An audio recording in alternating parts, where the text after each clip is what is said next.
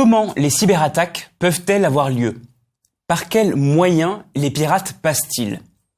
On croit souvent que les cyberattaques sont l'affaire de petits génies, mais c'est loin d'être toujours le cas. On peut regrouper les moyens d'attaque par catégorie. Commençons par les failles logicielles. On retrouve des failles dans tous les logiciels. Ces failles permettent parfois de prendre le contrôle de l'ordinateur. Pour limiter les dégâts, il faut installer les mises à jour de ces logiciels régulièrement pour corriger les failles. Certaines attaques passent aussi par les failles du réseau.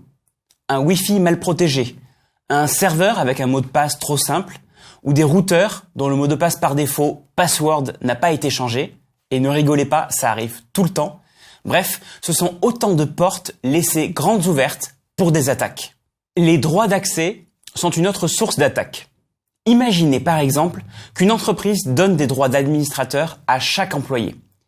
Il suffit de prendre le contrôle du compte de n'importe qui pour pouvoir faire tout ce qu'on veut ensuite dans une entreprise. Donner les bons droits à chacun permet de limiter la surface de l'attaque. Enfin, il y a l'ingénierie sociale, aussi appelée phishing, qui consiste à demander à une personne de nous donner ses identifiants. En fait, on lui fait croire qu'elle communique à une personne de confiance, alors qu'en réalité, c'est le pirate qui récupère les données. Comme vous le voyez, les moyens d'attaquer une entreprise ne manquent pas. Bien les connaître, c'est la première étape pour protéger une entreprise.